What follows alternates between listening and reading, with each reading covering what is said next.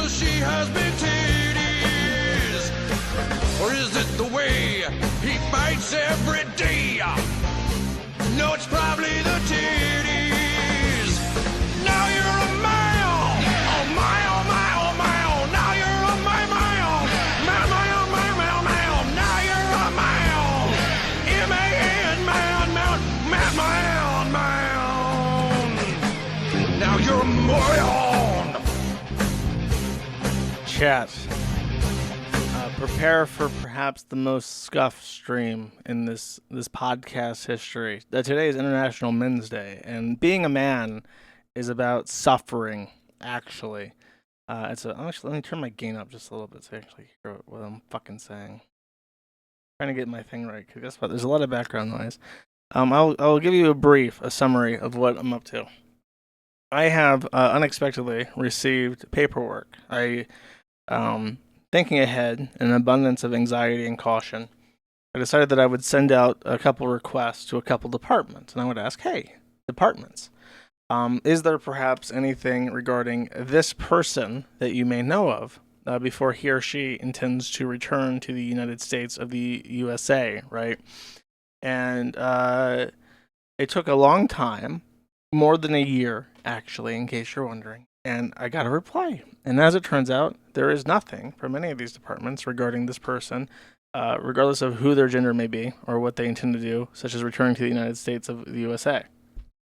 So now it's fucking go time. Everything is cleared.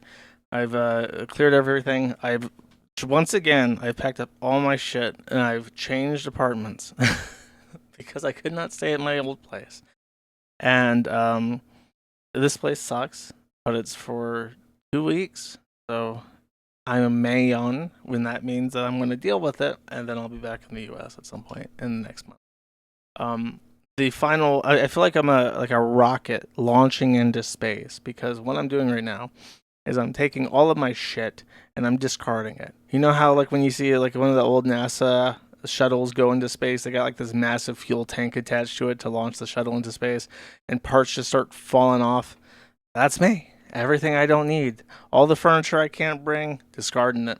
Just giving it away. Electronic shit I don't actually that I've had spare just in case, giving it away. I left a box of electronics probably worth $500 in the lobby of the apartment that just said free in Russian and English, and someone took the entire box. So I'm giving back, and it's I got 2 suitcases that I'm allowed to carry on. I'm already paying extra for the Starlink to come back with me, which is now in a box, and I think I dropped it at some point, so I really hope that it works when I get back. And we'll see what happens.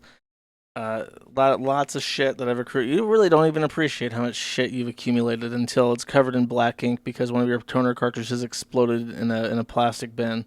You really don't appreciate how much stuff you have until your hands are covered in black and you're reducing your resolution to 720p because you can't stream whatever the fuck Wi-Fi bullshit this is. I was promised high-speed internet. I have a feeling that when I was waiting for 10 minutes before I went live this stream, and I didn't see it hard disconnect like this. I don't even know what the fucking issue is. It says drop frames 30%, so I don't even think it's my bandwidth. I just think it's like every so often it plays a silly joke on me and it disconnects from the internet. Probably facing south or something. So what I'm gonna do is I'm going to go through the stream, and I'm going to try to pause as little as possible, because there's a lot to catch up on. I would love to sit down. I would love to have like a 3-hour-long stream with you guys, just chill and relax, but that's not the case. I have like 4 more streams before this, 4 streams in total before we're out of here, before we're back in the US, so that's what, and then I don't get to stream for a whole month, so it's whatever. Anyways, oh yeah, see, I don't even understand. Like I went through everything. My phone's disconnected. I made sure that my Chromecast is disconnected. The only thing that's streaming right now is my computer. And I don't have anything going. I have no connections. Everything's fucking turned off, and it's just choking. It's so frustrating. I don't think you really like it's to me. Like It's like it's actually fucking disgusting when shit just doesn't work like it's when you go out of your way to prepare for things, and then those things are not actually met. I'm gonna try dropping the actually. Let me try dropping the bit rate down to 1,000. Can I just drop this to 1,000? Is that even possible? We're gonna find out if it's possible. Cool. Okay. Let's see. Let us begin. Let's see if this works. What is the stream look really, really bad? It was the hamster? What are you talking about?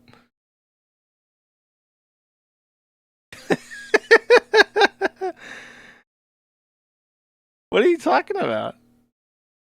It works on your machine, great.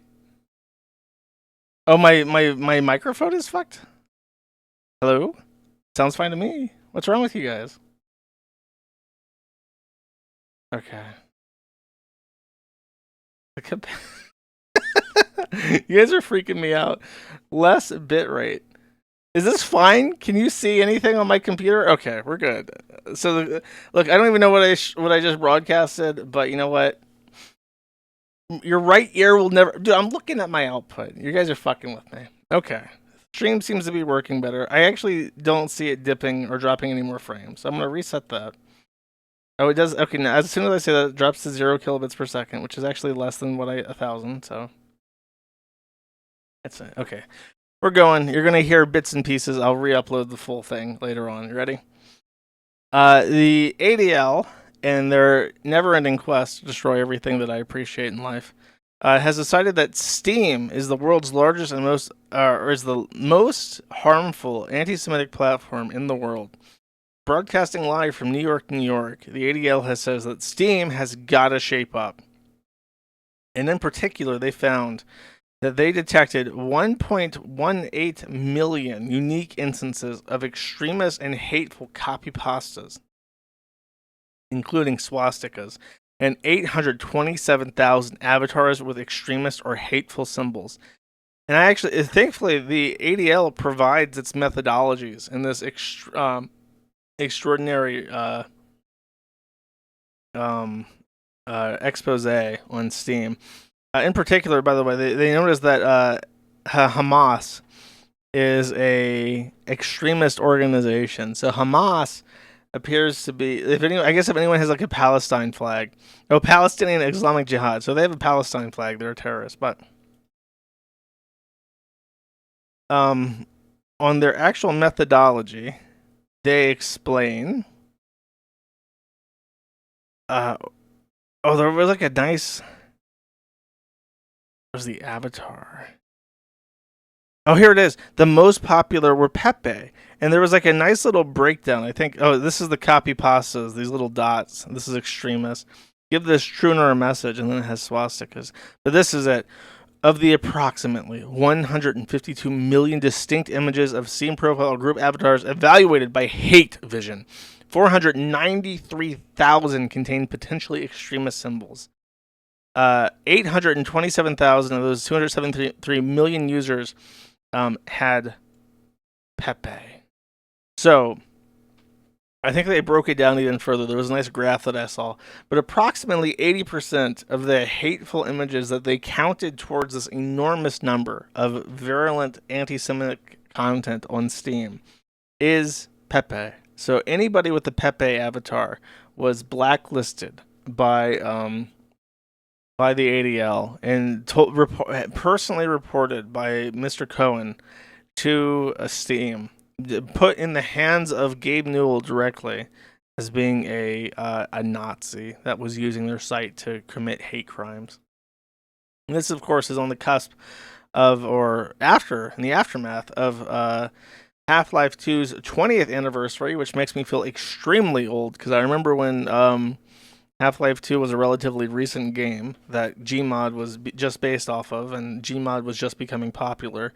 But Half-Life 2 is a quite old game now, and they released it for free. One of the top-rated games of all time, with absolutely no online elements, no season passes, no multiplayer, no fucking achievement bullshit baked into it. You boot up the fucking game and you play it, and Valve says, you know what? This 20-year-old game, you can just have it for free.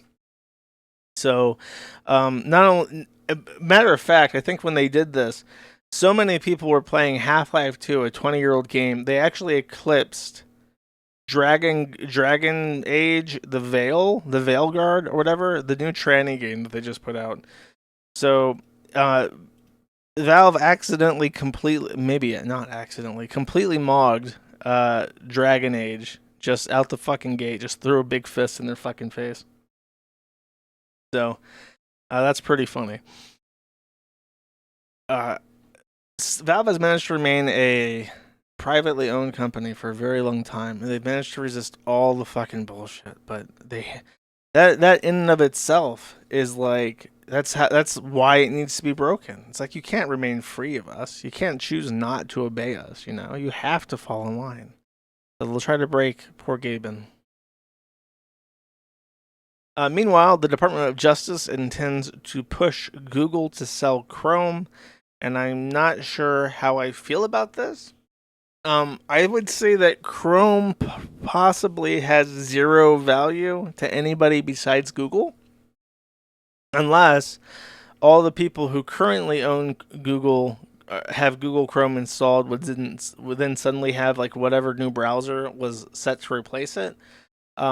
Google has immense value to people in terms of, or to itself, because they use Chrome to push the new web technologies that they want to see. Google wants to insert things like for instance, Chrome set the standard for DRM shit. So nowadays every browser has DRM baked right into it, so that you can't download songs from like Wide Guard or something, Widevine or something. And it's just a way to prevent people from downloading music on their computer. And it doesn't even fucking work, of course. It never does. But yeah, it's an interesting thing because Google has contributed a lot in terms of web development because that's their whole thing. Like their Chromebook, that's another thing. If you're going to get rid of Chrome, or you're going to get rid of Chromebook, you're going to try to force somebody to buy their flop product. The Chromebook was a whole shot across the bow against Microsoft. Like, Microsoft, we're trying to replace you. You know, we're trying to develop these app suites that require an always online connection that's more profitable than your Office stuff that's free, whereas you're trying to make money off your applications, you know. All this shit, like, we're going to try to completely replace your entire operating system by distributing nothing but Linux with a Chrome installed for a desktop environment. That's what they're doing. It's an interesting attack, but it doesn't really have much value in and of itself, I don't think. So it's interesting. I'm happy to see the DOJ trying to break up Google, but it seems to be trying in the worst possible way. Like, just make it so they can't force other people to use Google search. Like, just have it so that they get to pick. I think I've even seen it. When you've installed Firefox, it asks you, do you want to use Chrome or Google? Do you want to use Bing? Do you want to use DuckDuckGo? When you start page, there's definitely a browser that I installed that had an option. Chrome OS is not the same product as Google Chrome. Yeah, probably not. But does the DOJ know that? Is it legally organized in a distinct division from Chrome? I would be surprised if it is. Who knows? Anyways. Okay, so this lovely couple, I think that one's a woman, and okay, let me just read it. A Blue Origin employee married to a prominent trans author has been accused of killing her father with an ice axe on election night. Corey Burke, 33, allegedly struck, stabbed, and strangled her father, Timothy Burke, and in a fatal attack at her $800,000 Seattle home. Burke, a training manager at Jeff Bezos' rockets and spacecraft company. Why is Bezos making his own rockets and spacecraft now? What the fuck? Did someone at the CIA like tap him on the shoulder and be like, "Hey, buddy, we're trying to get rid of Elon Musk because he's upsetting our election swindling. Can you like make your own rocket company? Can you be like libtard Elon Musk, Tony Stark for us?" And he was like, "Okay, I guess I could make a couple trillion more dollars since my bitch wife took took half my company." Sure, she helped me start it up and took care of me while I was not working and she was working. But you know what? That bitch, I'm going to make another $44 million. She's going to be $1 billion. She's going to be sorry she left me. Um, what was I talking about? Told detectives that she knew she could not convince her father to keep the lights off, so went upstairs to retrieve the murder weapon. She then tripped her father and went upstairs and murdered him. Okay, you're back. Sorry, guys, it died again. I'll repeat this off the recording. She went out. She was so upset that Trump won that she went upstairs. This tranny fucker went upstairs and killed her father. I guess he was a Trump voter or something. We'll never know. The world will never know, chat. Next, Seth Dillon from the Babylon Bee. Received an email, and this was supposed to actually come directly after the ADL stuff. Received an email from the SPLC threatening him indirectly, saying, "Greetings, Mr. Blank," which I'm assuming. Oh, it's actually an employee of Not the Bee. They doxed one of his anonymous writers and sent them this letter. "Hope you're well. This is Creed Newton, a journalist with the Southern Poverty Law Center's Intelligence Project. I'm writing to request comment for a story we plan to publish on Monday. The story details your articles on Not the Bee. Planet Moron has maintained a separate web presence as a blogger for nearly 20 years, but since the 2020s has written over 600 articles for Not the Bee. Exposed author information on Not the Bee's source code, I'm assuming it means code, indicates that Planet Moon, you, blank, a blank instructor from blank, so for where he lives and his actual job outside of writing. Planet Moron is a prolific writer on culture war issues. One article mocks transgender children as mentally ill tweens who are the economic lifeblood of the multi-billion-dollar trans industry. Do you wish to comment? So just outright threatening. If I wrote this to anybody with this kind of implied snark and extortion, it would be a crime. But because it's the Southern Poverty Law Center, it's not a crime and it's perfectly acceptable, and we all just have to deal with it. Seth Dillon, who's from the Babylon Bee, says this discredited, scandal-ridden smear factory known as the SPLC is here to publish a hit piece doxing several of our Not the Bee writers who wish to remain anonymous so they could speak freely without fear. The SPLC extracted sensitive information from our site, then used that information to contact our writers directly. I've included a screenshot of one of these emails below. We're determining how they obtain the information. I mean, it's pretty obvious that the code contains reference to Planet Moon, and then that information exists probably as a DNS record or something. Anyways, they're activists, blah, blah, as a public figure, have been attacked many times. Just journos being journos. I thought I would give you guys a quick update. Yes, journos are still scum. Yes, they're still fucking assholes. Nothing's changed. That's the update. Meanwhile, many of you know that many years ago, Alex Jones was sued for $11 trillion, thereabout, by a bunch of parents of alleged crisis actors, depending on who you ask. And Alex Jones lost that lawsuit in a groundbreaking trial. A federal judge in Texas ruled that Alex Jones and his company were both personally and independently and jointly liable for I don't even know what the fuck it was, defamation, something crazy, and therefore he owed them literally something to the tune of like $4 billion. Money that they know they'll never see, but a bunch of activists who don't like Alex Jones have paid for everything every step of the way and are now paying them to fuck with Alex Jones and the bankruptcy process. So The Onion, and when I say The Onion, I mean Ben Collins, who is also apparently a donor to my podcast. Shout out Ben Collins, avid listener and supporter of Man at the Internet. Ben Collins bet $200,000 to buy InfoWars and intends to turn it into a satire site. The entire bankruptcy process has been extremely weird and extremely abnormal. It was supposed to be a public auction, but it was instead turned to a closed auction where people silently bid, and they did not outbid each other. There was one round.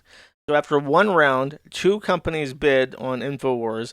One of them was Ben Collins, and his amount was $200,000, which of course doesn't even fucking scratch the surface of the $4 trillion, $11 billion that Alex Jones owns.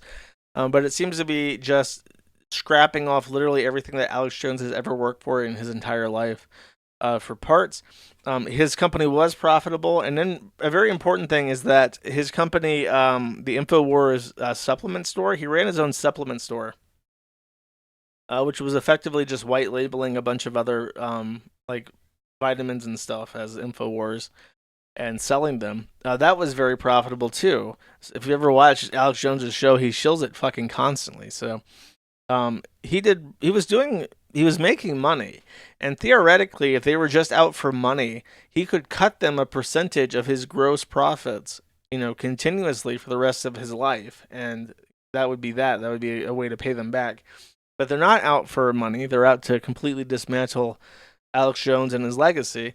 So they shut down his profitable supplement company, and they sold InfoWars off to be a satire site like The Onion, even though The Onion already fucking exists. And as a result, let me switch this over. As a result, it's just going to be completely defunct, and they're going to get a fraction of the income that they deserved, right? So it's just a big humiliation ritual, and judges are a lifetime appointment. The federal judges apparently are like the worst people on the entire planet, and you can't get rid of them unless they're indicted for a crime. So you're just stuck with them. You're stuck with these activist judges for forever. There's nothing you can do about it. And then, Alex Jones came out and basically just said that it was a fucking swindle. It's being reviewed. The whole bankruptcy process is being reviewed, because in the process they appointed Alex Jones and InfoWars a chief bankruptcy officer, which is just a court-appointed C-level executive that's meant to oversee the restructuring of debt and stuff. And the decision to sell it and how he decided to sell it was like in the least profitable, most shoehorned way possible. So it was fuck you, basically. Ben Collins was outbid. I've heard multiple things about this. It's definitely not finalized. I've heard that he was outbid. I've heard that the bankruptcy officer chose a lesser bid from Ben Collins than the other bid. Like, I've heard a bunch of different things. I'm not entirely sure what exactly has happened. It's like a lot of rumor mucking right now. But the gist is that it's incredibly opaque and bizarre, and not at all the ideal way to extract the most profitable possible profit from the sale.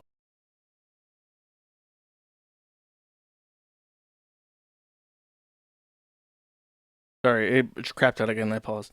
I'll repeat that. I'll repeat that for the people in the back. 14,000 ovaries, penises, and breasts removed by doctors since Biden took office. So that was under the life-saving outreach by Admiral Rachel Levine, who's a medical doctor, apparently. This brave soldier has chemically and surgically mutilated literally thousands of children. Truly a hero of our republic. We'll be building statues in her likeness forever.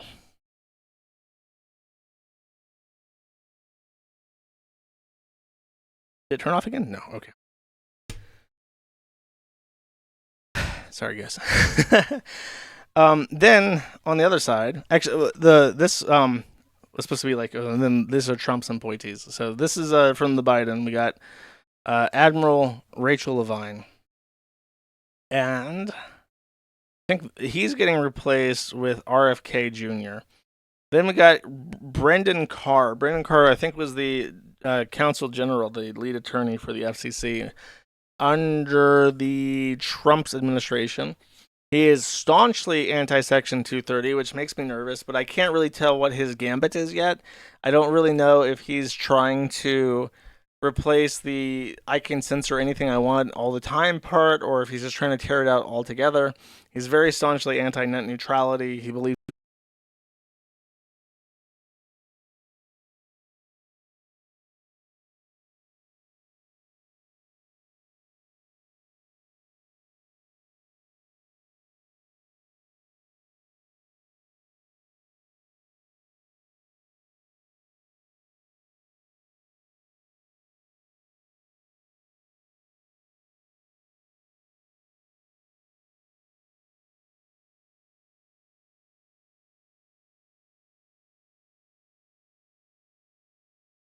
Yeah, if you want to, sorry, if you want to watch later, I understand.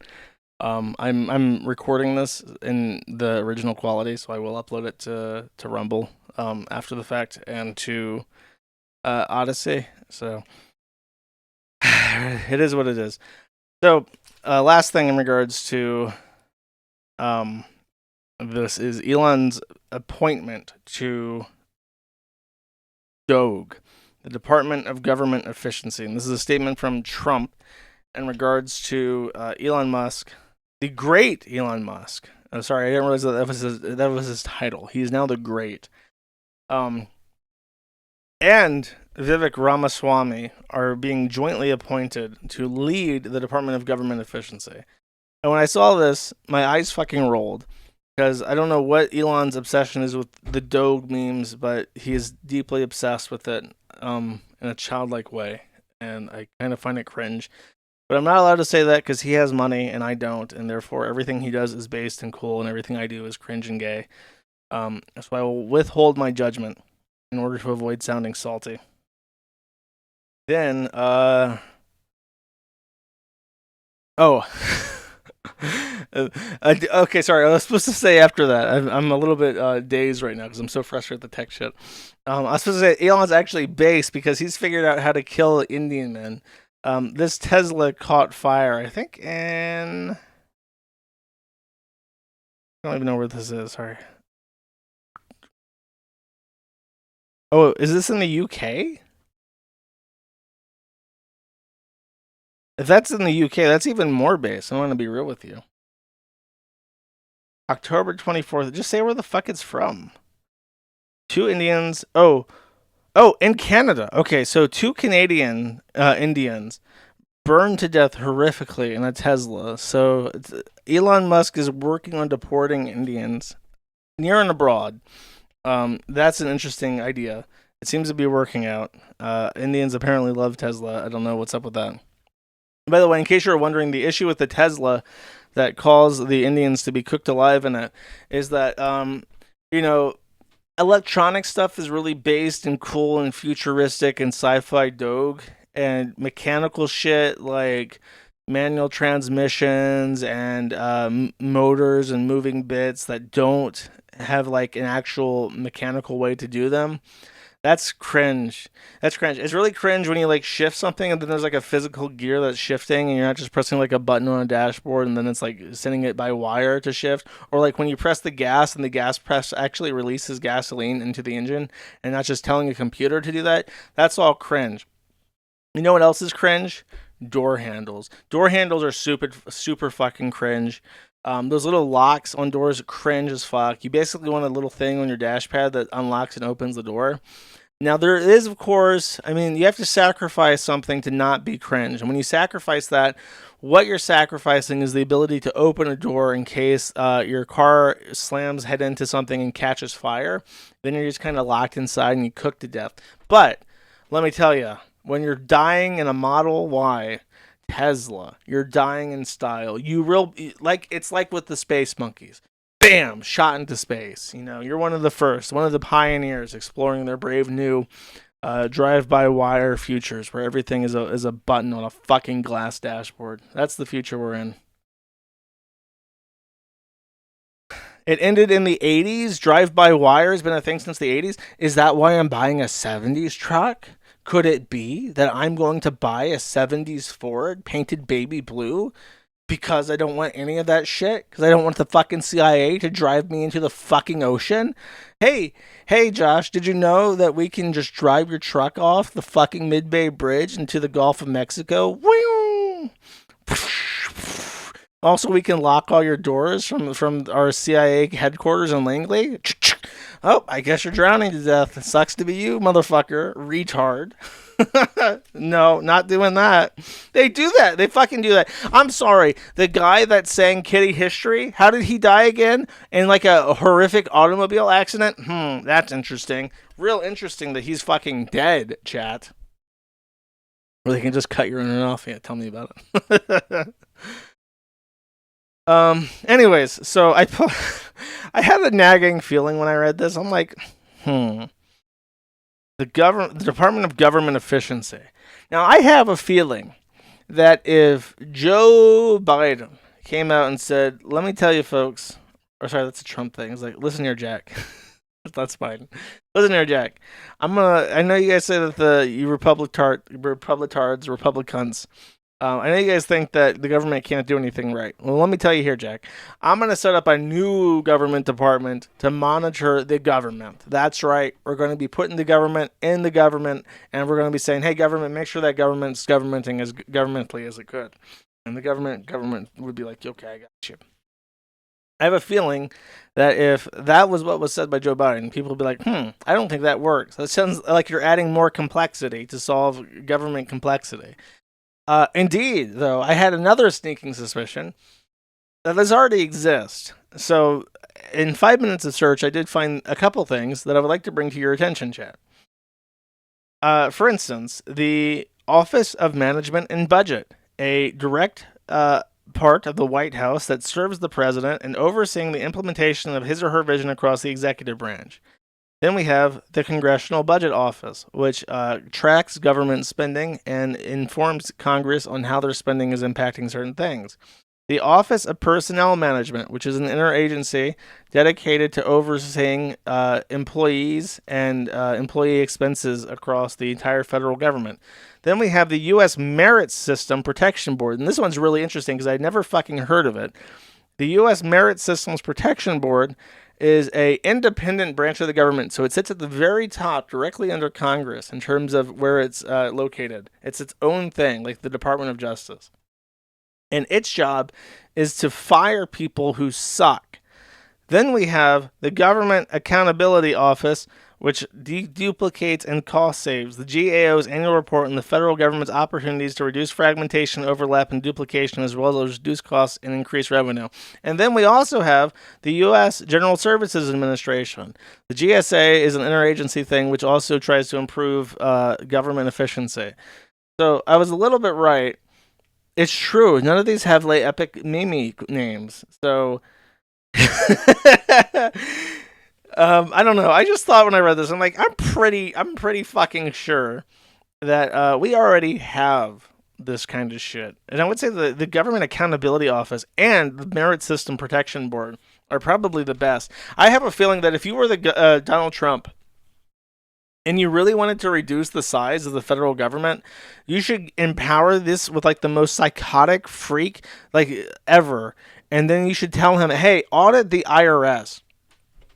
I will remind everybody once again that the IRS is 1/6 of the entire gross tax income for the United States, which is less than 1/6 of our outgoing budget because we spend 50% more of that. But $1 of every dollar collected by the government goes directly back into the IRS for the privilege of being taxed. I have a feeling that the IRS is fucking bloated as shit, and you could probably make that a little bit better. One day, I'm going to go and deep dive into this, and I'm going to figure out if the U.S.'s tax system is just that much worse than every other country's. Because I fucking bet you money that if you look at something like Germany's tax system or China's tax system, they're not spending 1/6 of their entire federal income on the tax agency itself. That just sounds preposterous. There's no fucking way. The Germans, if they saw those kinds of numbers, they would shit themselves. Their little green hat with a feather in it would fly off their fucking head. Their lederhosen would fall down, and they would shit all over the place. If they saw their Steuer, whatever the fuck, looking like 1 out of 6.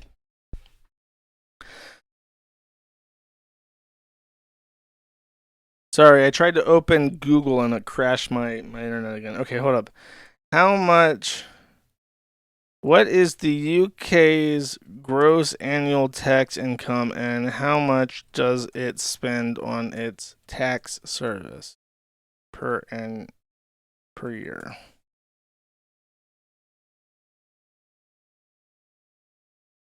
The UK's gross annual tax income is 1.1 trillion. The UK's government spends approximately 8.7 on its tax service, Her Majesty's Revenue and Customs per year. So, no, actually, you're wrong. Not even fucking close. Not even fucking close, bro. I'm telling you, the IRS is the most bloated piece of shit that's ever fucking existed, ever. I can't fix it. Don't tell me. Look, if you can't stand the disconnects, you just gotta watch tomorrow or something. I'm sorry. I don't know what to tell you. If the internet disconnects every 30 seconds, then it disconnects every 30 seconds. Not my fault. Oh fuck, we're fucked. There's no way I can show this to you. It'll crash the internet. Okay, I'm just gonna play it. Okay, I want you to imagine, if you will, Shrek, but Shrek painted pink and pastel colors. Okay, and imagine this. Imagine Shrek is British and he's about to tranny-splain to you something.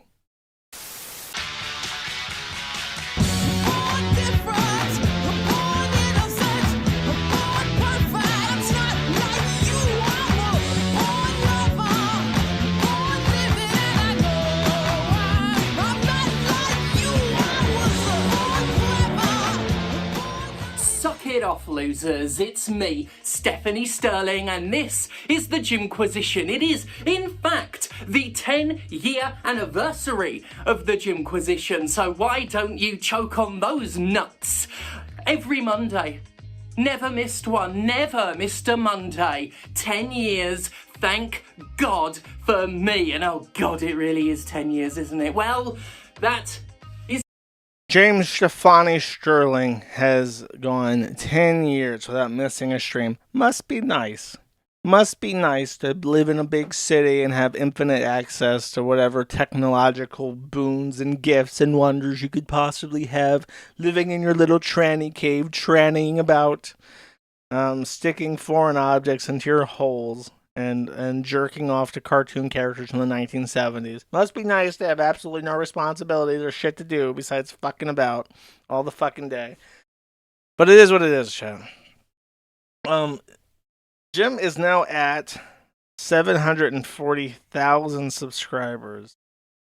So I don't know. I think that his erosion of subscriptions, it's probably too slow now to actually ever hit 700,000. Unfortunately, I was definitely looking forward to it. He could still try. I mean, he could get banned. One thing that was in the intro to this video that I don't get to show you because it would crash my internet is that there's in his intro segment he's breastfeeding two boglins. He's got like two silicone plastic kids' toys held up to his man tits, and he's like breastfeeding them. And I'm like, I'm pretty sure that's like not allowed. I mean, I guess it's a tranny, so they can do whatever the fuck they want, but pretty sure that's weird, and you can't do that.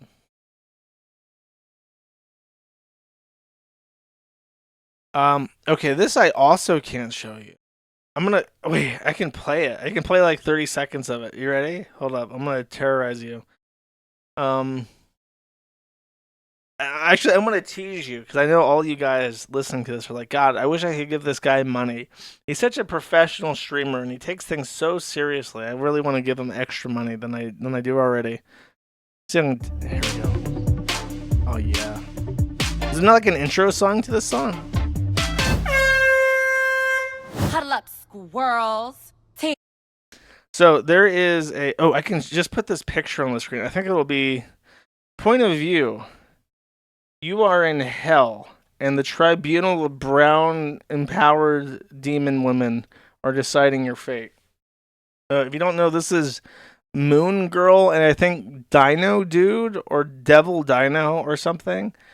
And it is perhaps the worst animation I've ever seen ever. There is so much about this that's such an abysmal piece of shit that is actually kind of fucking impossible to actually explain how bad it is. Unless I spent 30 minutes and opened Kden Live and edited it and cut it down to size and explained all the things that were terrible about this fucking show. And then published it to Gumroad over December when I'm not streaming. Hint, subscribe to the Gumroad, because I will be posting things to the Gumroad while I'm not streaming. And this will be one of them. It's actually shockingly bad, and I think that this, in case you don't know, this episode was cut from airing by Disney because effectively the girl at the bottom center, the main character I believe is the girl to the bottom right, the one that's singing. But the one for this is like a side cut episode, and the one in the bottom center is a tranny.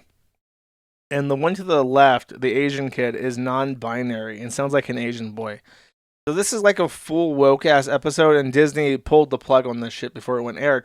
But some tranny in the animation studio leaked this pre-release footage to the internet, and it's shockingly bad. It's like a fully aired episode, and someone explained this in the said this in the Western animation thread, and I don't fully understand what he says, but he said that it was canceled after it went through like standards. Like he was explaining the process, and there's like a process that before there's a step like where it goes through and it makes sure that it complies with like the company's standards process, and it passed everything. It was cleared. It was good to go. And then someone came in, someone from Disney corporate broke into this fucking studio and tore this shit to shreds and said, "Do not fucking air this episode." After it was already standards and practices. Yeah, it was cleared by standards and practices, and it was there was something that he yeah, I think it was S and ampersand P is what he says it cleared. S and P. And so then it was like cleared to go. It was fully ready to go, and then Disney corporate stepped down and said, "Absolutely fucking not. Do not air this shit. Are you fucking retarded?" And I watched through the entire thing, and I realized that because of my internet I couldn't stream it today, but I will for sure make a little review of it and post it online, because it is really, really shockingly bad. And I saw lots of people talking about it because it's like a tranny thing, and of course that hits a nerve and people talk about it. But from what I saw, they only watched like the first couple minutes and pointed out like the really egregious like tranny flag thing and the awful like evil white woman in it. But there's so much like nuance to how awful this shit is. But I'd actually seen this before because a Polish guy gave me a link to like a streaming site that was streamed all American television. So I was really bored, and I was like flipping through, and I ended up on Disney, and they were playing this, and I'm like, oh god, I wonder what cartoons are like now. And it was an episode of this Moon Girl dinosaur thing, and I honestly, without exaggeration, it's probably one of the worst animations I've ever seen ever. It is so loud, so obnoxious, so annoying. The animation is both extremely irritating and also like the most lazy, annoying thing ever. It's just like actually. It's like an exaggeration. Like if someone were to sit down and try to say, back in my day, we had hand-painted cells of Tom and Jerry running around chasing each other with hammers and guns, and it was good, and the animation was fluid, and it had good sound effects, and you could tell it was love and care was put into making sure when that cat got his butt spanked by the mouse with the paddle that all them kids were laughing. And it's like you watch this shit, and you're like, oh my god, it's like a lazy group of brown weirdos with like mental illnesses as like in little pins that say she, her on their like their collars. They're like sat down like, how do we make like the gayest, brownest shit fucking animation ever created so that we can be proud of ourselves for making something so fucking terrible? And this is what they came up with unironically. There is white people, but they're all bad, and that'll be a part of my review. Subscribe to the Gumroad, please. Please don't unsubscribe as I move back to the U.S. I'm gonna lose all my fucking money.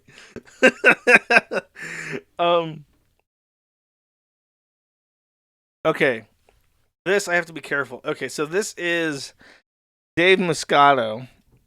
He is a really gross tranny. I talked about him last stream. He's the guy that is suing his parents, even though they took care of him. Well, he's been posting information about his house on the internet, and what people have figured out is that his apartment complex is a part of the Safe at Home program, and this was a really big deal with like TERFs and feminists. So I've heard of it. Safe at Home is a program in various states, but in Moscato's case, it's in Missouri. And the point of it is that when a woman, or the United States is so bad at preserving privacy for its citizens because it is freely shared by basically every company that you ever interact with and the credit bureaus themselves as marketing data that is sold and aggregated and put on websites like Spokeo. So it is basically trivial to dox anybody in the United States so long as you know what state they're in, about how old they are, and what their first and last name is. If you know their birthday, you don't even need to know the state or what age they are. Well, I guess you know their age based on their birthday, but... So that's basically the world that we live in. If you're in the United States, is that your data is a 5 cent piece of information shuffled between marketing firms to your detriment forever and ever, and people get mad at the Kiwi Farms because we publish it, even though it's basically already published in 27 different places and literally sold by your healthcare company as soon as you subscribe to their program, even though you need healthcare in the United States to not fucking die. So in the instance of women being hunted down by psychotic exes, you can apply for the Safe at Home program. And what they will do is they will give you an address to use for everything, and they will handle your mail and personally deliver it to you at an apartment that is not disclosed. So therefore, you can never be doxxed by your healthcare provider, by any of your phone companies or utility companies that all sell your data. Instead, the address that shows up is the Safe at Home office.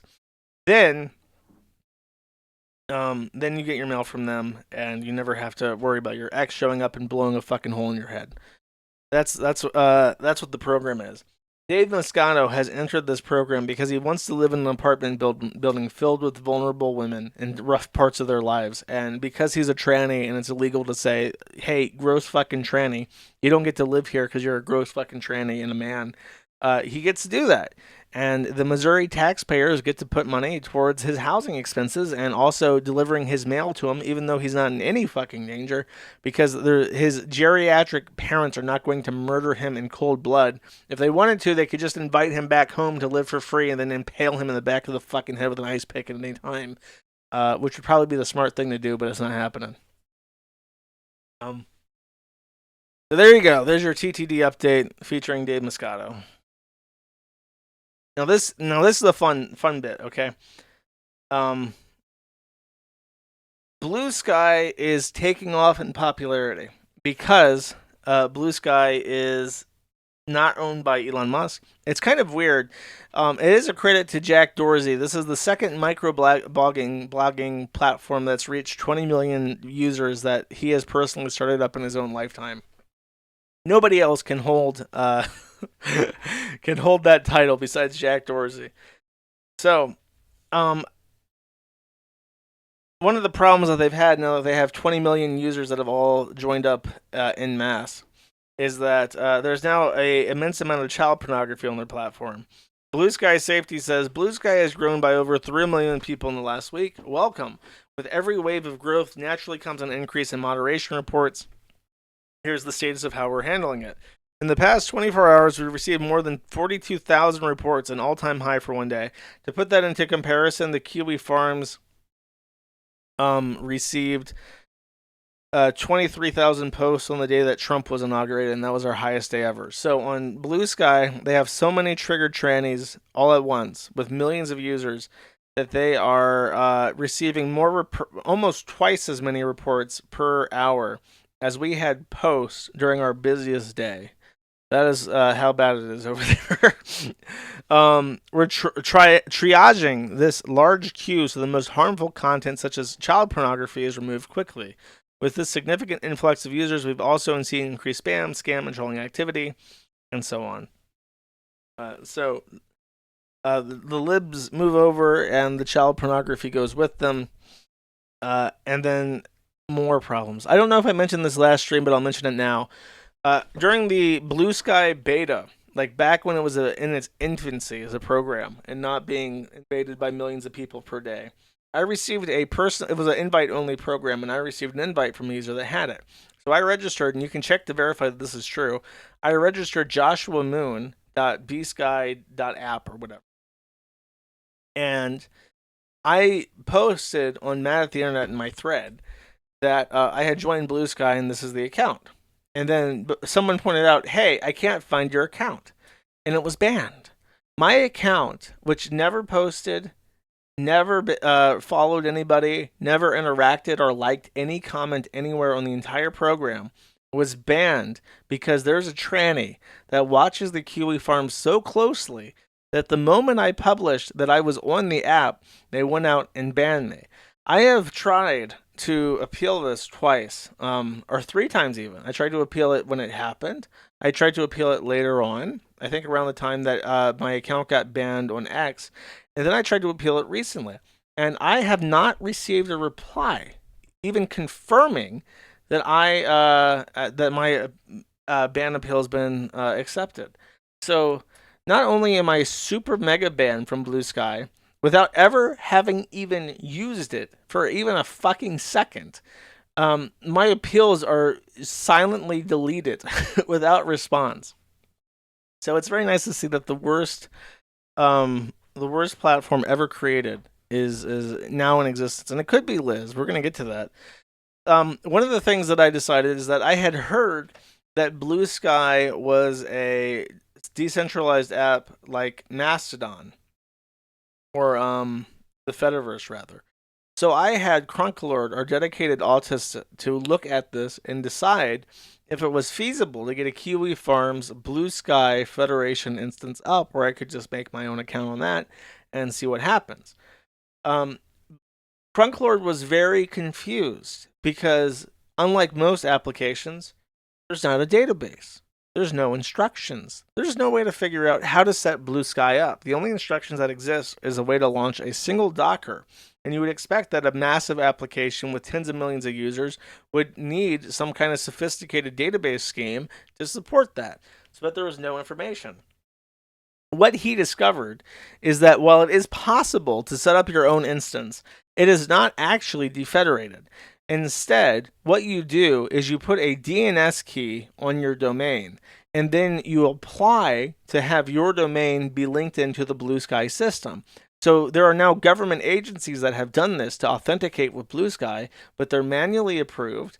And also, you still interact with the instance through their site. So 100% of the Blue Sky network is effectively hosted on Blue Sky and interacted directly through their main app. This guy walks through, if you want to try to find this post. I don't like this post, I think, because it explained it to me. So it's effectively fake decentralized. It is in no way, shape, or form actually decentralized, but it claims to be federated in some way through a very technical explanation but effectively, if the main Blue Sky app decides that they don't want you on the platform, you'll never get in to begin with. And if for whatever reason they decide, actually, we do want you to fuck off, they'll just delist your domain, and then you're banned. So it's completely centralized effectively. It has a facade to trick people and to help kill the Fediverse, basically, but it's all centrally organized. And of course, while I am banned by social security number, I guess, I'm completely not permitted to have an account on this application. Homebrew HRT is. So check it out. While I'm not allowed to have an account, these guys are. This is THRT saying, to summarize what's been going on over Twitter, the election really sent people into panic. When Enan runs out, restock Monday, Tuesdays. Saipionot should come in before then. Orders placed will have 7-day delay. Top of normal shipping time. We're closed for 24 hours to catch up. Weird first post, LOL. So they move over, immediately announce that they're setting up shop on Blue Sky, and they're going to be getting HRT out as much as possible. This was a very interesting post because this person published a how-to guide on basically bathtub estrogen, and this guy joined and wrote some information about how the vials not being sterilized can cause severe agonizing pain at injection sites. And then over on this post, this guy, Spatial Boa, registered specifically to outline as a pharmaceutical compounder, which basically I think means that he is tasked with taking the drugs and actually binding them into pill form or into a vial for injectables and that kind of stuff. So that's his job. And he was looking at how this tranny was setting up Homebrew HRT and making do with what he had. And he basically said, well, it's not super sterile. He's kidding himself if he thinks that it's going to have a shelf life this large. He's going to have issues with clumping, which means that it will be less effective and less potent. So if he thinks that he's getting that much grams of estrogen or whatever, he's lying. Really interesting post. So I gave him. Then, of course, we get to see some old friends. Liz Fong Jones is on Blue Sky and has been for some time. In fact, Liz Fong Jones just so happens to have his own domain tied in to the Fediverse, or not the Fediverse, the Blue Skyverse already. So he was manually approved to get a custom domain on Blue Sky. So he must have friends in high places, not a surprise. And the first thing that he has done, at least to my knowledge, on Blue Sky, is to write a nice big report thanking Catherine Newton from Cusk, which is a law firm group both in Texas and in New York, trying to dox somebody named Mail Fraud on LinkedIn, no less. I didn't even notice that. I can't open this because, I can. Liz Fong Jones's post, and this actually has Kevin Crawley, aka Mail Fraud, who's an account. I think he's verified on the Kiwi Farms as having known Liz Fong Jones.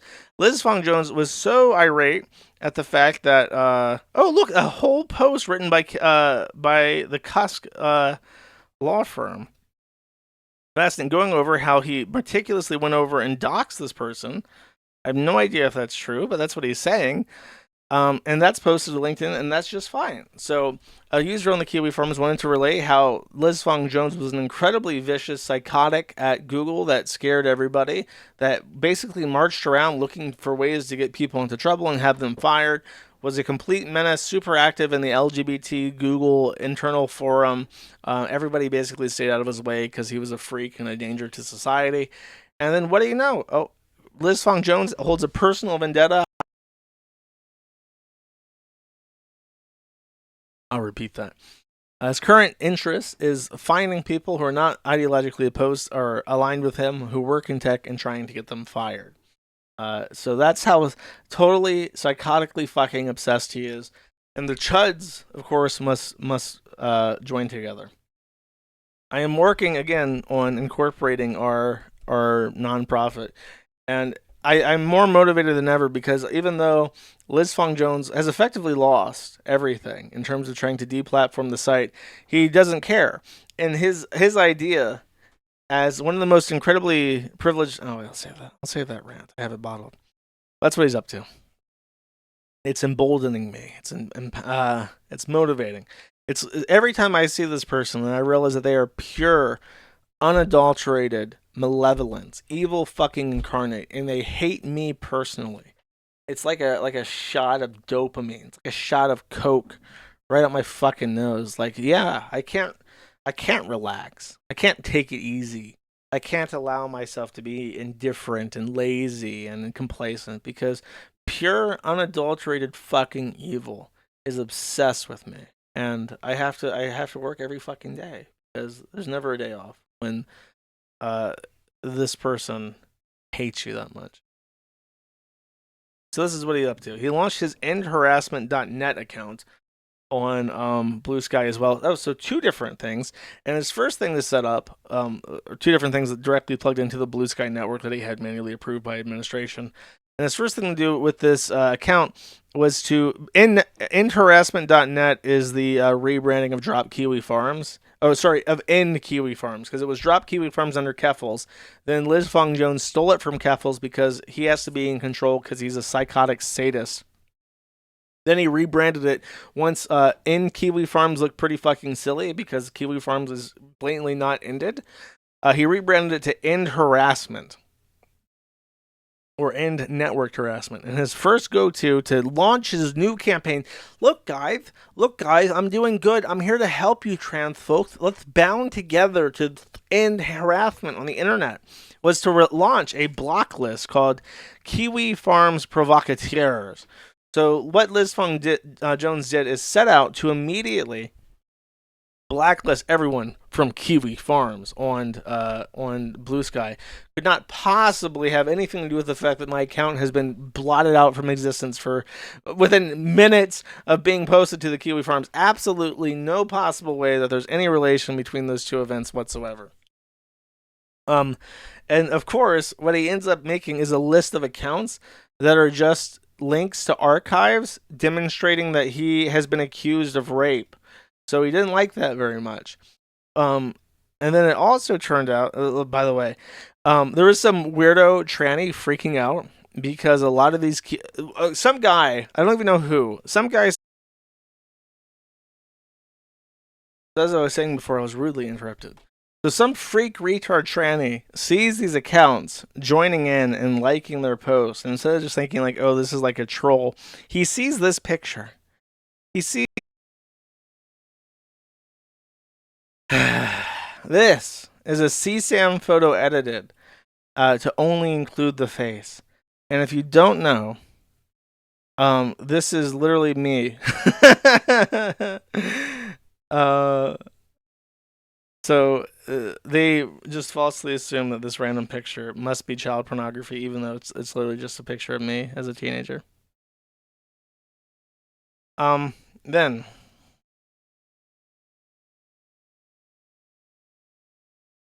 it's alright. It just keeps crashing, and it was doing really well for a while, and then it just completely fucking choked again, and it's just like I said, it's just so fucking nauseating to even think about. Like, all I want to do is stream, have a good time, have a good day. Then, this person had an epiphany.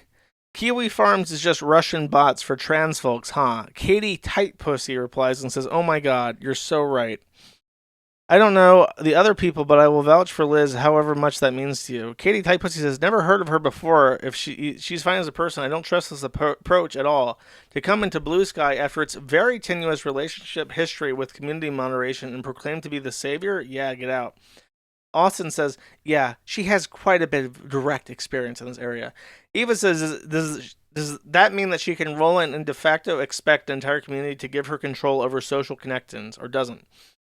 So the Troons basically have this long, sordid history, I guess, with block lists and stuff on Blue Sky, and then Liz is like, yeah, actually, just give me, let me do whatever I want and enjoy. Like this guy, Tarot Tops Hot Cards. No, you do not know our history as well as you claim. You do not know our culture. You do not know our language. We may share some enemies, but do not mistake yourself. You are using colonial logic here.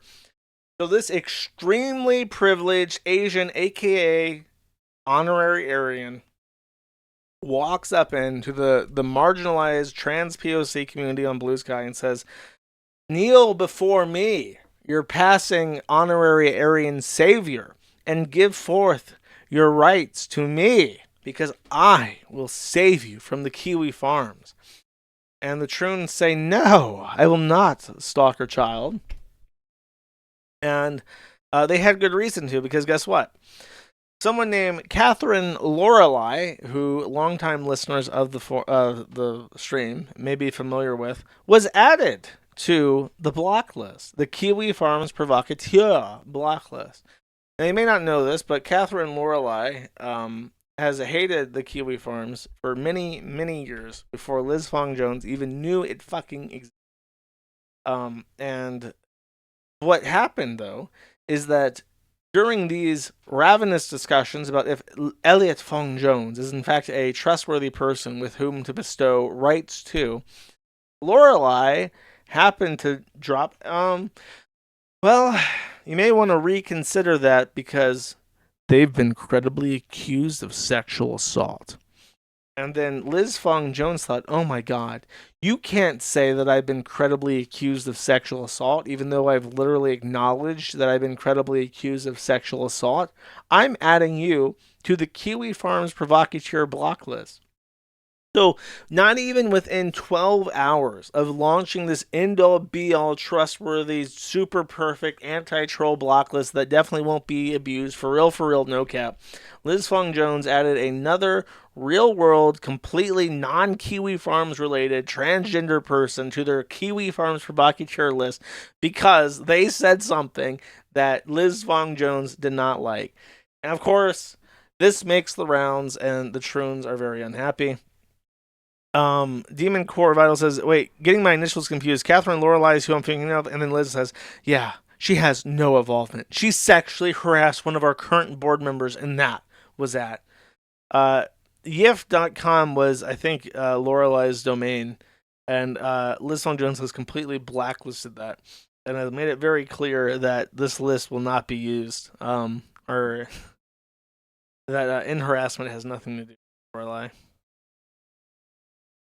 Then, of course, already on the brand new account, already had to put out a fucking apology regarding GIF.com. A member of the End Network Harassment Board has spoken to her via jane.post.ing as a mediator in order to hear her side. The board will confer tomorrow morning whether to remove her from the blocked list. No single board member can make such a decision. It's been a long day, and we need ZZZs.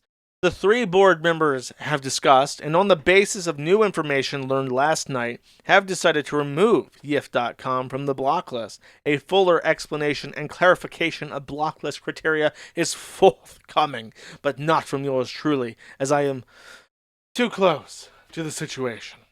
Signed, Liz Fong Jones.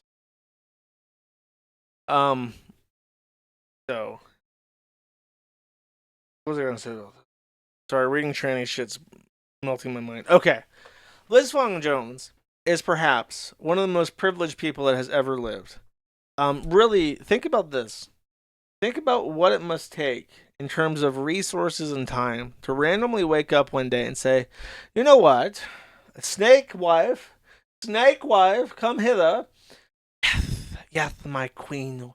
What is? I'm your snake wife. I'm a woman, and I'm a trans woman, and I'm a trans snake woman. Snake wife, I desire to set up a crusade against the Kiwi farms. In order to do so, I will manipulate all of technology, have fired everybody who disagrees with me, and we will blacklist a single website and its owner from having any internet resources forthcoming ever again. Yes, my queen. We will commence this post haste. We will set up the website in a 3-member board. We will end Kiwi. Yeah, Snake Wife. Come slither here, Snake Wife. We have much to do. We will return to the United States, to the colonies, and we will conquer. We will conquer Silicon Valley, and we will make that our capital for further engagements against this beast. No, dude, it is. That's real life. That's how it goes. This Fong Jones wakes up in the morning, takes a shot of HRT, takes a shot of antipsychotic medication, takes a shot of tranquilizer to stop the panic attacks, takes a shot of some other bullshit, probably something related to feng shui or whatever. And it's like, today is the day. After I'm done tuning for the next 4 hours, I will bring down Kiwi Farm. Last thing I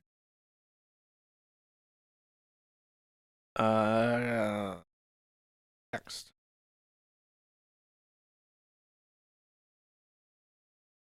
I forgot what this is. Andy ditch the poop squatch. I will just read this because I forgot what this is.